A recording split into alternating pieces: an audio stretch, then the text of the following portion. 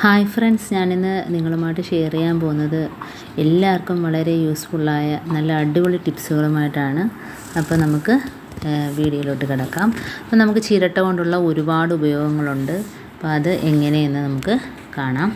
അപ്പോൾ ഫസ്റ്റ് ടിപ്പെന്ന് പറഞ്ഞാൽ നമ്മൾ ചിരട്ടയുടെ മധ്യത്തിലൊരു ഹോൾ ഉണ്ടാക്കിയിട്ട് നമുക്കിതേപോലെ എണ്ണയൊക്കെ ഒഴിച്ചു കൊടുക്കുന്നതിന് ചോർപ്പായിട്ട് ഉപയോഗിക്കാം. അതിനായിട്ട് ആദ്യം എണ്ണ ചീത്തയാകാതിരിക്കാനായിട്ട് കുപ്പിയിൽ നമുക്ക് 5-6 കുരുമുളക് ഇട്ട് കൊടുക്കാം. അതിന് ശേഷം ഇതേപോലെ എണ്ണ ഒഴിച്ചു കൊടുത്താൽ എണ്ണ ചീത്തയാവത്തില്ല. അപ്പോൾ എത്ര കുപ്പിയിൽ എണ്ണ വേണേലും ഈ രീതിയിൽ നമുക്ക് ഒഴിച്ചു കൊടുക്കാം, പുറത്തൊന്നും പോകത്തില്ല. അപ്പോൾ ചിരട്ടയിൽ ഹോളില്ല എങ്കിൽ നമുക്ക് വളരെ എളുപ്പത്തിൽ തന്നെ അതിൻ്റെ ആ കണ്ണ് നോക്കി കമ്പി വെച്ച് കുത്തി ഹോളുണ്ടാക്കാവുന്നതാണ്. അപ്പോൾ ഈ രീതിയിൽ നമുക്ക് കുപ്പിയിലൊക്കെ എണ്ണ ഒഴിക്കുന്നതിന് പ്രത്യേകിച്ച് അതിനുള്ള ചോർപ്പും കാര്യങ്ങളൊന്നും വേണ്ട. അപ്പോൾ ആ കുരുമുളകൊക്കെ അതിൻ്റെ മുകളിലോട്ട് വന്നിട്ടുണ്ട്. അപ്പോൾ അടുത്ത കുപ്പിയിൽ ഞാൻ ഇതേപോലെ നിറയ്ക്കുവാണ്. അപ്പോൾ വളരെ ഈസി ആയിട്ട് തന്നെ ഒരു തുള്ളി പോലും പുറത്തു പോകാതെ നമുക്ക് കുപ്പിക്കകത്ത് എണ്ണ ഒഴിക്കാൻ പറ്റും. ഇനി നമുക്ക് അടുത്ത ടിപ്പിലോട്ട് കിടക്കാം. അപ്പം നമ്മുടെ ചകിരി നമുക്ക് ഇതേപോലെ ഒരുപാട് ഉപയോഗങ്ങളുണ്ട്. അപ്പോൾ നമ്മൾ കിഴങ്ങ് സവാളയൊക്കെ മേടിക്കുന്നതിൻ്റെ ഈ കവറുണ്ടല്ലോ, അപ്പോൾ അത് വെറുതെ കളയണ്ട. നമുക്ക് ഇതേപോലെ ഒരു പേപ്പർ ഇട്ടിട്ട് ചകിരിയുടെ ആ ചകിരിച്ചോറെല്ലാം നമുക്ക് ഇളക്കിക്കളയാം. അതിൻ്റെ ചവറെല്ലാം ഇളക്കിക്കളഞ്ഞതിന് ശേഷം ഇതേപോലെ പിച്ചിയെടുക്കുക. അപ്പോൾ പണ്ടൊക്കെ എല്ലാവരും ഈ ചകിരി ഉപയോഗിച്ചാണ് പാത്രങ്ങളെല്ലാം കഴുകിയിരുന്നതും അതേപോലെ എവിടെയും തേച്ച് കഴുകുന്നതും എല്ലാം. അപ്പോൾ നല്ല രീതിയിൽ ക്ലീനായിട്ട് കിട്ടും. നമുക്ക് ഒരു സ്വല്പം ഡിഷ് വാഷോ സോപ്പോ മാത്രം മതി. അപ്പോൾ നമുക്ക് ആ വലയ്ക്കകത്തോട്ട് കയറ്റിയിട്ട് കെട്ടിക്കൊടുത്താൽ മതി. അപ്പോൾ നമ്മുടെ കയ്യിലൊന്നും കുത്തിക്കൊള്ളാതെ തന്നെ നല്ല രീതിയിൽ നമുക്കിത് വെച്ച് എവിടെ വേണേലും തേച്ച് കഴുകാം. ബാത്റൂം ആണേലും കിച്ചൺ ടൈലാണേലും അതേപോലെ തന്നെ പാത്രങ്ങളാണേലും എല്ലാം നമുക്ക് വളരെ ഈസി ആയിട്ട് നമുക്ക് തേച്ച് കഴുകിയെടുക്കാൻ പറ്റും. അപ്പോൾ ഈ രീതിയിൽ നമുക്ക് കളഞ്ഞാൽ വേസ്റ്റ് ഇതേപോലെ പേപ്പറിനകത്ത് കിടക്കും. അതുകൊണ്ട് നമുക്ക് വേസ്റ്റ് പുറത്തൊന്നും പോകാതെ തന്നെ നമുക്കൊണ്ട് കളഞ്ഞാൽ മതി. ഞാൻ സിങ്ക് തേച്ച് കഴുകുന്നത് കാണിക്കാം. അപ്പോൾ നല്ല അഴുക്കായ സിങ്കാണ്. അപ്പോൾ ഇതിൽ ആദ്യം ഒന്ന് നനച്ചു കൊടുക്കുക.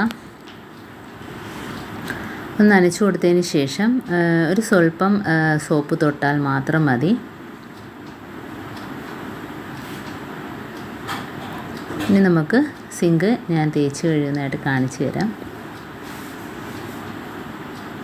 അപ്പോൾ ഒരുപാടിട്ട് ഉരയ്ക്കുകയോ ഒന്നും വേണ്ട. നല്ല രീതിയിൽ വെട്ടിത്തിളങ്ങും. കാരണം നമ്മൾ ചകിരിയും ചാരവും ഇട്ട് തേക്കുന്ന അതേ ഒരു രീതിയിൽ തന്നെ നമുക്ക് ഈ ചകിരി വെച്ച് നമുക്ക് തേച്ച് പാത്രങ്ങളെല്ലാം കഴുകിയെടുക്കാൻ പറ്റും.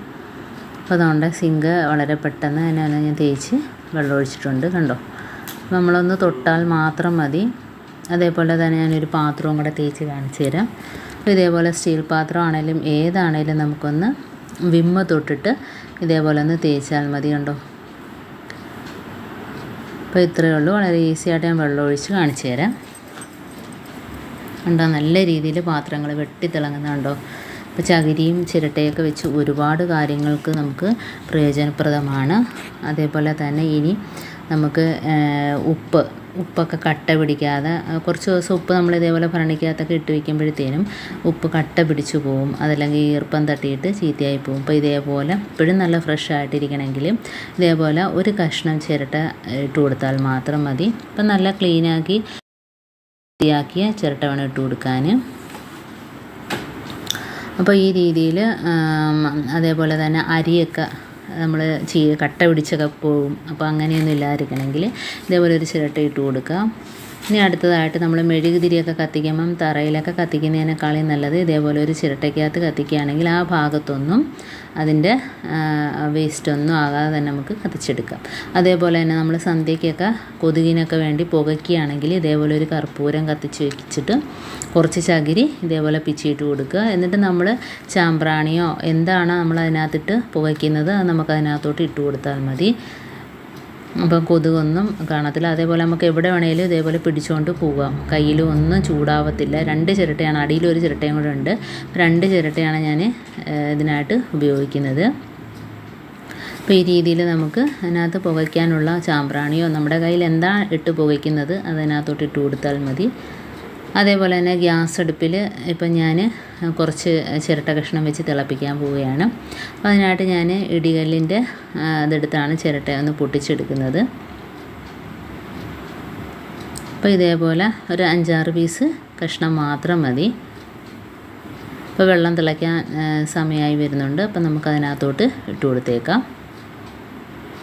അപ്പോൾ ഇതൊന്ന് നല്ലോണം തിളച്ചിട്ട് കളറ് വ്യത്യാസം വരും. കാരണം നല്ലൊരു കാപ്പിപ്പൊടി കളറ് ആയിട്ട് വരും ഇത് തിളച്ചിട്ട്.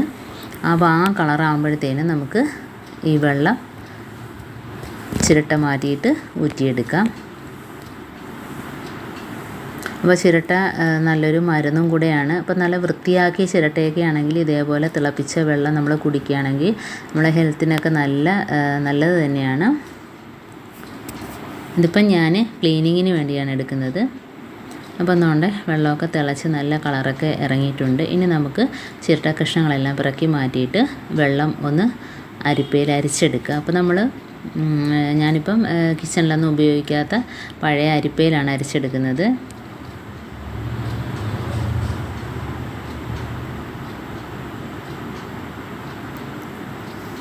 ഇനി ഇത് വെച്ച് നമുക്ക് ഒരുപാട് കാര്യങ്ങൾ ക്ലീനാക്കാൻ പറ്റും.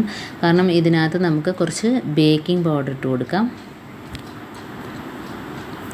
ഇത്രയും വെള്ളം എനിക്ക് കിട്ടിയിട്ടുണ്ട്. ഇതിനകത്ത് ഞാൻ കുറച്ച് ബേക്കിംഗ് പൗഡർ ഇട്ട് കൊടുക്കുകയാണ്. ഇനി നമുക്ക് ഇത് നല്ലോണം ഒന്ന് ഇളക്കിയതിന് ശേഷം ഞാൻ ഗ്യാസ് സ്റ്റോപ്പ് ഒന്ന് ക്ലീനാക്കുന്നത് കാണിച്ചു തരാം. അത് ജസ്റ്റ് ഒന്ന് ഒഴിച്ചിട്ട് തുടച്ചെടുക്കുന്നതാണ് ഞാൻ കാണിക്കുന്നത്. ബേക്കിംഗ് പൗഡർ ഇട്ട് നല്ലോണം ഒന്ന് ഇളക്കി കൊടുക്കുക. അതുകൊണ്ട് ഇനി ഗ്യാസ് സ്റ്റോപ്പിൽ കുറച്ച് ഒഴിച്ചിട്ട് ഒന്ന് തേച്ച് കാണിച്ചു തരാം. നല്ല രീതിയിൽ ക്ലീനായിട്ട് കിട്ടും. അപ്പോൾ ഇതേപോലെ തന്നെ നമുക്ക് ടോയ്ലറ്റിനകത്ത് ഒഴിച്ചു കൊടുക്കാം. അതേപോലെ തന്നെ സിങ്ക്, വാഷ് ബേസിൻ എല്ലാം നമുക്ക് ക്ലീനാക്കി എടുക്കാൻ പറ്റും ഈ ഒരു വെള്ളം വെച്ചിട്ട് തന്നെ.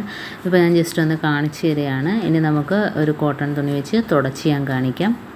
വെറുതെ ജസ്റ്റ് ഇങ്ങനെ ഒന്ന് തേക്കുമ്പം തന്നെ നമുക്കതിൻ്റെ തിളക്കം അറിയാൻ പറ്റുന്നുണ്ട്. കണ്ടോ? ഇപ്പോൾ ചിരട്ട കൊണ്ട് നമുക്ക് ഒരുപാട് ഉപയോഗങ്ങളുണ്ട്. അതേപോലെ തന്നെ അതിൻ്റെ ചകിരിയും. അപ്പോൾ അതുകൊണ്ട് ഞാൻ തുടച്ചപ്പോൾ തന്നെ അതിൻ്റെ വ്യത്യാസം നമുക്കറിയാൻ പറ്റുന്നുണ്ട്. ഇനി അടുത്തതായിട്ട് നമുക്ക് വാഷ് ബേസിനും കൂടെ തേച്ചെഴുതി ഞാൻ കാണിച്ചു തരാം.